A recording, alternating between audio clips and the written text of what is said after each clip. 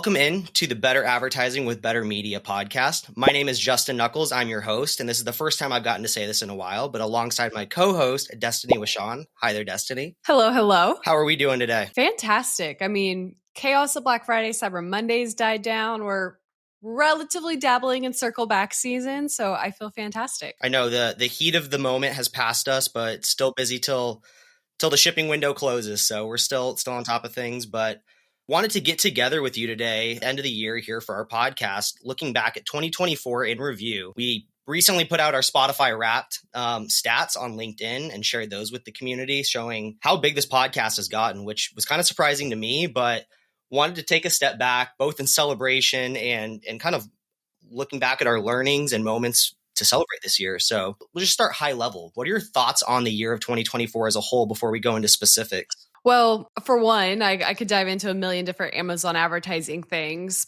but an aspect of the podcast that I do love is that we get personal and talk about better media in general. And whether or not we realize it, because it's been so chaotic, the rebrand happened less than 12 months ago. So the rebrand happened in, was it January, February? And we haven't even been a full year as Better Media, which is incredible and really exciting. Yeah, at this time last year, we were speaking as BetterAMS. So I have to remind myself of that as well, is Better Media just went through its first Prime Day, its first Black Friday, Cyber Monday. So we're a whole new company now. We are. And that's probably the most exciting part is when we, through this rebrand, I mean, we had the original founder of the company, shout out to Taylor, still great friends at this point, decide to exit. Alex and I came back from Cannes and we were like, the vision of the future is so much larger. It's no longer just Amazon Marketing Services. It's Amazon advertising. It's full funnel. It's retail media in general. And we put pen to paper and we turned around a rebrand in like 60 days, I feel like. And with that rebrand, it wasn't just a name change. And I think that's something that you can probably fill, and I would love to ask you a few questions on as well. But the whole culture of the company changed, as well as the vision. Up until this point, it's like we were really young kids that loved Amazon and we all had a skill set, but we didn't know what that next step was. Now it's like we are Better Media. The BTR is better trust, better transparency, better results, better relationships. And I think every time we show up on a client call, everything we do with content, education, and how we hire and build our culture is really reflected of that. And I've never felt more sure of anything until I saw how well we, as in Better Media, and the community have really embraced the rebrand. So it's been exciting. Justin, from your perspective, when we showed up and you're like, hey, we're doing all of this, what were your thoughts? How did you think that the rebrand in general went? Yeah, I mean, first off, the whole look and feel of the company is so much more leveled up. I remember we talked about retail media and we knew Amazon was headed in this direction, but to see it outside of what we've always specialized in has been so cool, right? I think we have so many accounts that are now doing, Instacart, Best Buy, Walmart. So we're really starting to grow our reach into those other areas and helping out brands establish their presence off of Amazon, which has been cool to see. In addition to that too, I mean, we're growing this podcast. We're talking to brands that they're not just Amazon sellers, but have established a dominant brand in the marketplace. And we're helping them, really reach those new consumers, really reach those new to brand customers, which has been cool to see us not just be a PPC bottom of the funnel focused agency, but really speaking that full funnel. In addition, with the partnerships with Amazon, learning more about AMC and how to leverage that, which will be an ongoing conversation in this podcast and in future years. In short, I think we've really become that full funnel retail media company. 100%. The brands that we've talked to this year, even if it was as simple as a LinkedIn DM asking me a question or something that the sales and marketing team that, audited and built a marketing plan, or the brands that we have closed and signed, and you're working with many of them, are revolutionizing the space, in my opinion. That is our ideal client who understands their audience, who's building a differentiated product, who is disrupting this space. Like that's Better Media's bread and butter. Because what we see with those brands is one, they've grown to a certain point that proves they have an incredible product, right? They're not just selling anything and everything on the street for the lowest price product. They have the vision for the future. They understand what retail media is doing. They understand how to connect with their audience. Those are the brands that we definitely work best with. And it's been incredibly exciting seeing everything Colby's done on the marketing side expand our reach, everything you've done on the podcast, all of the, different speaking engagements I've gotten the opportunity to have in the last year. It's finally being reflected directly in the brands we're working with. Like the case studies we have are incredible at this point. I mean, we were just looking at one from Black Friday, Cyber Monday, and we had a a newer brand that we recently launched on Amazon go from 200,000 a month in ad sales to 4 million a month in less than 30 days. That case study, I told the team to not even post that case study because it seems so unrealistic, but that's what happens when you have an incredible brand that understands how to create demand. Absolutely. It's not about listing products. It's about building brands. And we're certainly partnering with people doing the latter, where they're doing a lot externally. They're helping make our lives as advertisers easier. Not that advertising is ever easy, but it helps when people are doing things externally with influencers or additional advertising efforts like Meta. It certainly creates that full funnel strategy, and they understand what they have to do rather than optimizing their keywords for target ROAS on day one. Most definitely. Before we dive into all of the rollouts we've seen in the last year, all of the changes in the space, how have you felt that the culture has changed? I mean, you've been here since day one, since the first, incredible Mexico retreat. Now here you are. What are the biggest differences, and how do you think the rebrand helped level up not only the brand, but the culture as well? Yeah, I know it's actually become one of our Better Media values, but better ownership. I think I've seen that across the whole team in the last year, especially where, you raise a hand if you want to go learn a new marketplace such as Criteo or Instacart. If you want it, you can work on it. So I think there's better ownership working with brands, right? We're not having to think about what do I need to do to accomplish the goal today, tomorrow, the next week. You're thinking long-term for the brand and taking ownership over the strategy. I'll leave it there in short, but I mean, from your point of view, looking around the team, what are your thoughts on the culture in terms of what's changed? Because I mean, you really established the culture at BetterAMS and have kind of revolutionized the culture a little bit as we've become Better Media. Well, it's interesting. In the days of BetterAMS, I don't think we fully understood the opportunity we had or valued the reach that we had. I mean, I will be the first to admit I got lucky. I started posting on LinkedIn 6 years ago. And now that has compounded to, as a team, we have over 100,000 LinkedIn followers. We serve over 3 to 4 million impressions.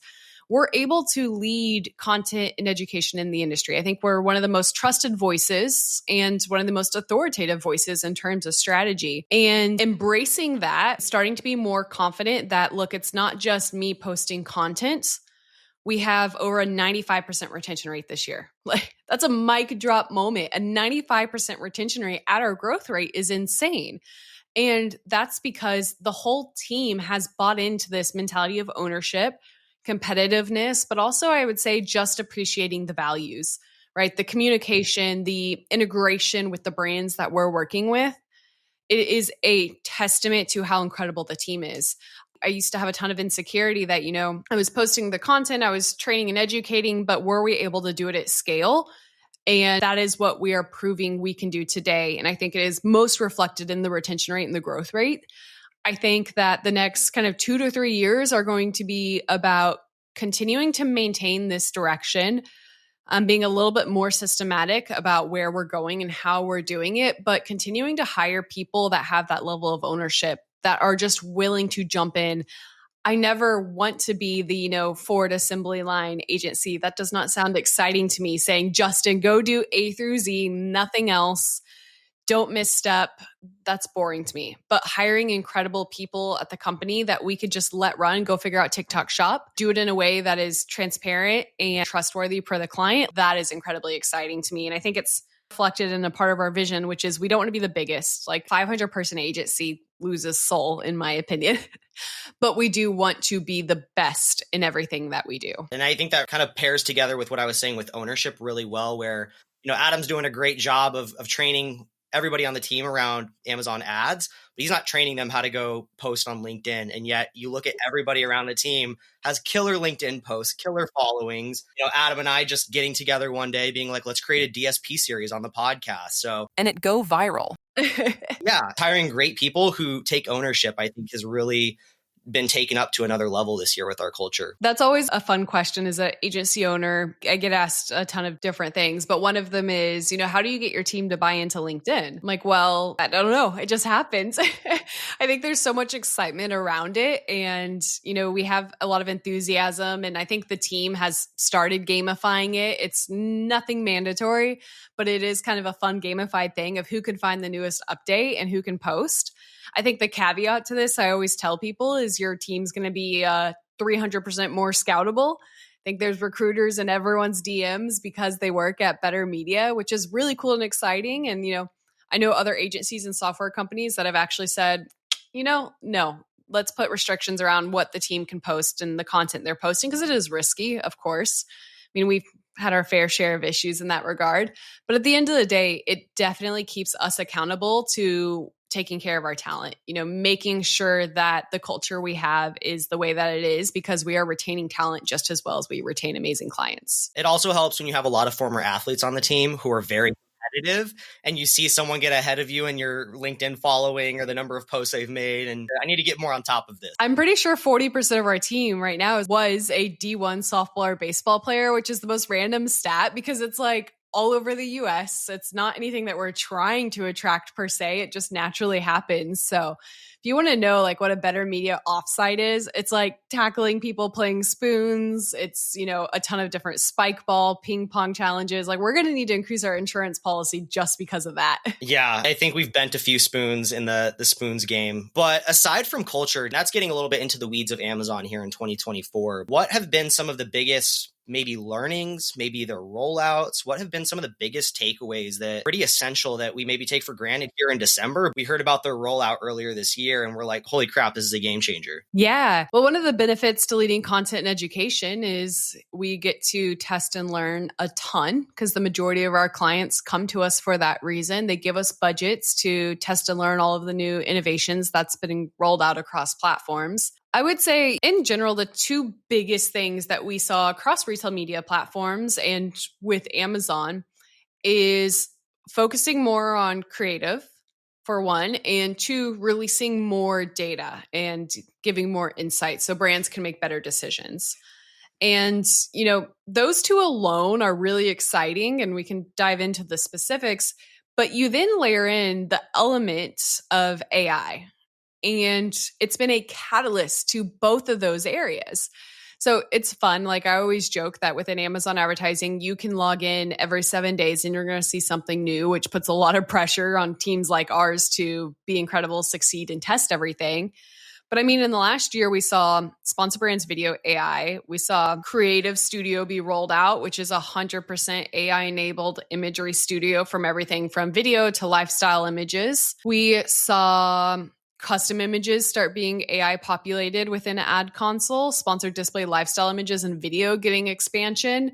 On the data side, we saw more placements and reporting. We're now getting long-term ROAS reporting. We have AMC. The biggest theme that Amazon is pushing and that is challenging the industry to also push is it's no longer just about listing a product, as we mentioned. Anyone could do that, right? We saw this rush of sellers on Amazon saying, I'm going to undercut you by $2 and this is my product. That's no longer fantastic strategy.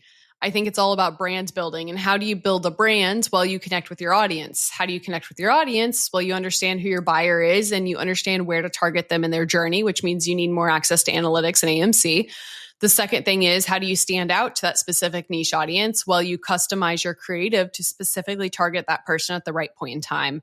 So that's the direction we're seeing the industry go. And there's about 70,000 updates, I feel like, under that umbrella that we could talk about. Yeah, as I was thinking about this question, when we were getting ready to chat about 2024 as a whole, I mean, those were the two topics that came to my mind too, was the betterment of the AI studio. I think that was rolled out, not this past unboxed in Austin, but 2 years ago at New York.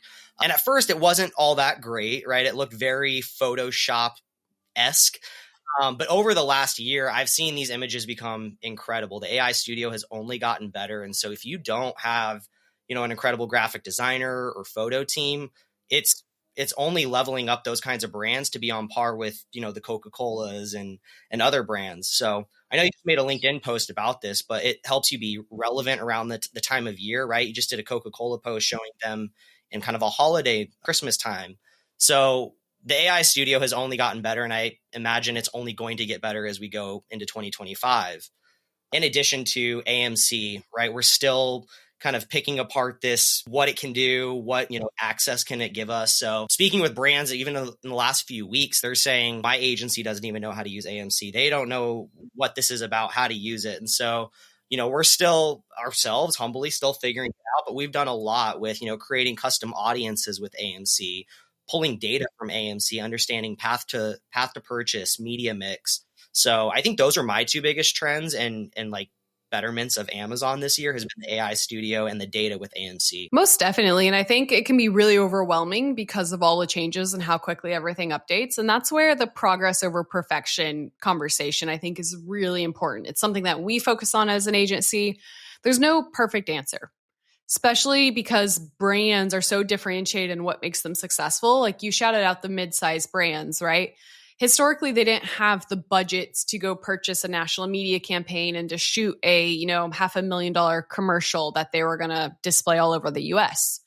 Nowadays, they can create an incredible video with AI or, with a scrappy agency and then go run a streaming TV campaign for a $15,000 budget. Those are the brands that, again, are our ICP and our sweet spot because they now have the opportunity to compete with the big guys. It's no longer just pay to play. It's really who's moving the quickest and who's the most strategic. No, it's not going to be perfect. That's the value of the space that we're in. It moves way too quickly. No one's doing what we're doing perfectly. That's from AMC to AI to just general Amazon advertising strategy. But it's the progress. It's the people that are willing to test and disrupt the industry that I think are going to have the most advantageous opportunities in the next 2 years. Absolutely. Also looking back at 2024 and some of the biggest learnings, improvements, I want to take a little bit of a look in the mirror here and shout out our developer, Dustin, for building us incredible tech. Like, let's take a moment to shout out the Better Media tech, which we often talk about with new clients. It makes our lives so much easier as account managers. It makes us look so great, is everything that Dustin's doing on the tech side. Absolutely. And it's not just about Amazon ads. He's been incredibly innovative in how we view account management and operations. I mean, one of the biggest weaknesses you see in the agency model is agencies are, thin margins. So they typically spread their talent too thin. That's a story over and over again. You give one account manager 20 different accounts. Well, the best way to mitigate that is by creating incredible tech that allows for not just Amazon advertising results in terms of ACoS and ROAS, but also operational efficiency. When my team has bid management, keyword research, campaign structure, and reporting down lock because we have tech to enable that, they can focus on all of the new things that give the brand that cutting edge in the space. It's, strategizing on, how do we win this billboard ad top of search, but also invest in the streaming TV ad because we have proven that with AMC, the streaming TV drives awareness and increases conversion, right? Those are the conversations I want my team having because everything else is taken care of through incredible tech. And I would say, a lot of software companies are incredible when it comes to ad management. But Dustin's understanding of just operations as a whole is kind of what I would say is next level, as well as our ability to still create custom solutions for clients. I think the differentiation between strategy across brands is a wider variance than people probably realize. Like there's no one size fits all solution for Amazon ads. Dustin allows us to, systemize everything that needs to be systemized, but allow a lot of flexibility and customization for each brand that we're working on. Yeah, you took the words right out of my mouth. I was going to say it gives us the ability to do everything we need to do, but it's not a one size fits all solution. We can still, custom tag and optimize campaigns based on what the client's objectives are. If you want to be super profit focused and maintain a certain ROAS, great. We have the tech to do that. If you want to be super aggressive and optimize for conversion rate and top of search impression share, like we can do those things too. So it takes all the heavy lifting off our backs, but allows us to customize solutions for people. And I think everyone I've shown the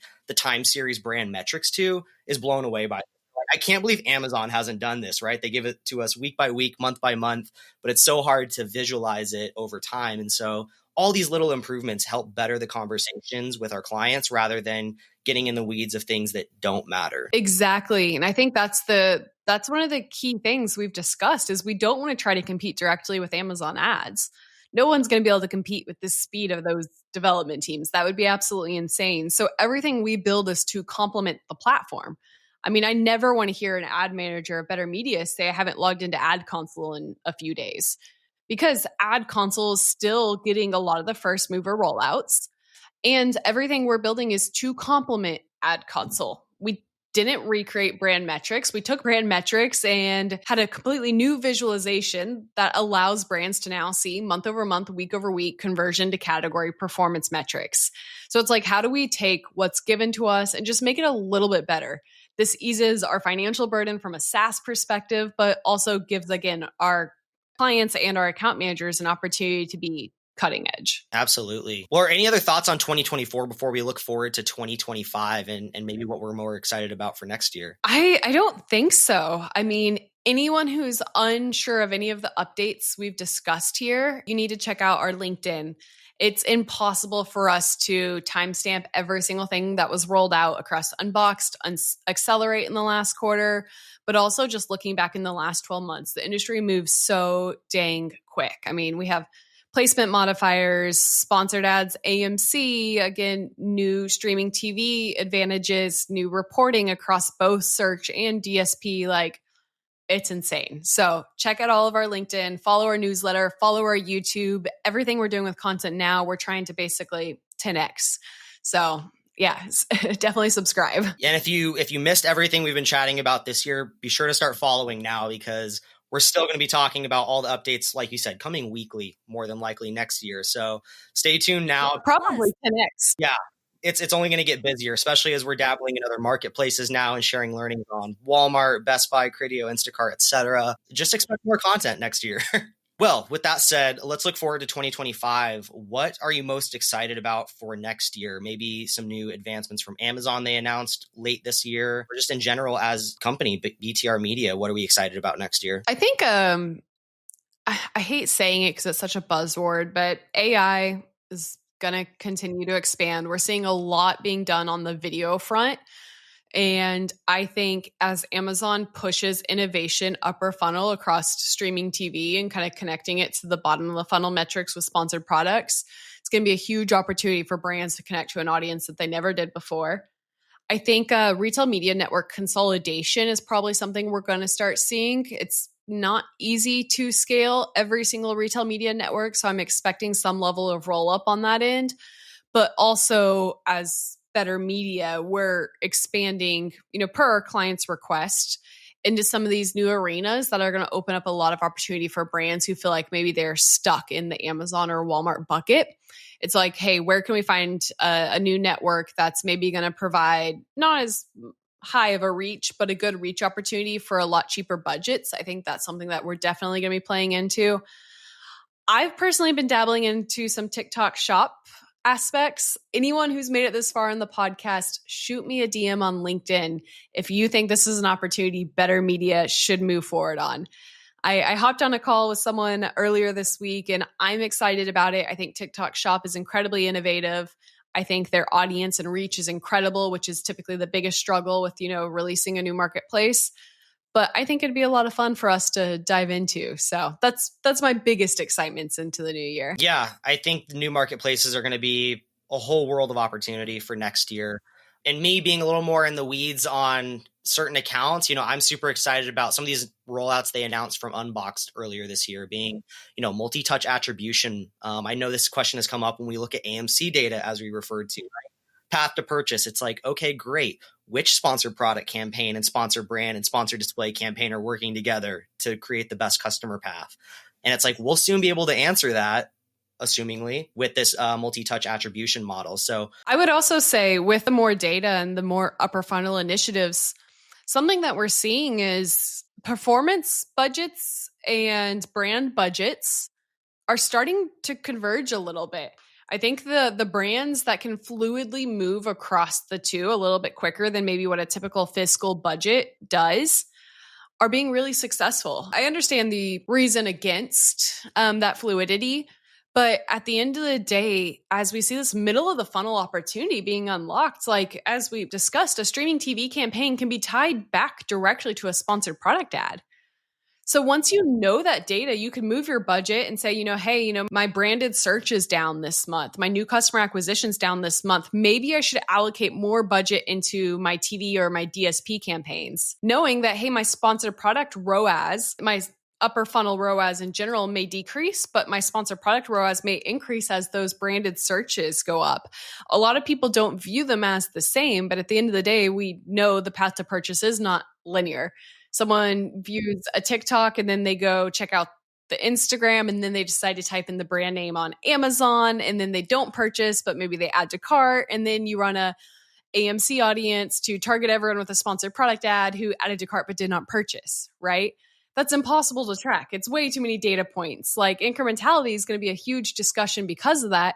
But you also think about what that does to your budget and how you can be a lot more flexible with those budget adjustments. And I think that's really exciting. Yeah. And I think the multi-touch attribution really helps answer where should I be putting budgets more specifically, right? Which campaigns are really being lifted by running sponsored TV or getting these external placements that are improving the conversion rate on some of these really cutthroat targets and keywords, right? I'd rather get my ad in front of someone who's previously seen my upper funnel tactics rather than someone who's just now searching for a generic keyword, right?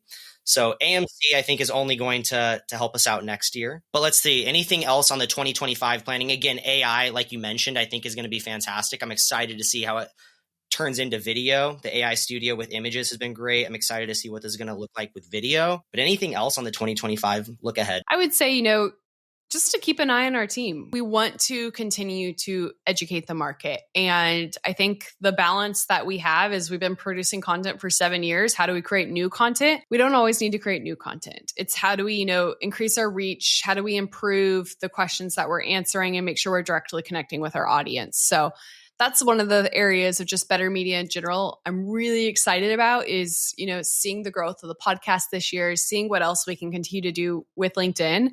But I would also shout out for anyone listening who's, followed us, but maybe never had a conversation with us. Content is the number one driver of our business. We don't have an outbound sales team. We're not, cold DMing people on LinkedIn or cold emailing people. I don't love that. Everything we do is from content, which means every like, every comment, every engagement, share, referral is the 100% growth driver for our company. So really grateful for that. Just want to give a huge thank you to everyone who's listened in the last year, who shared our podcast.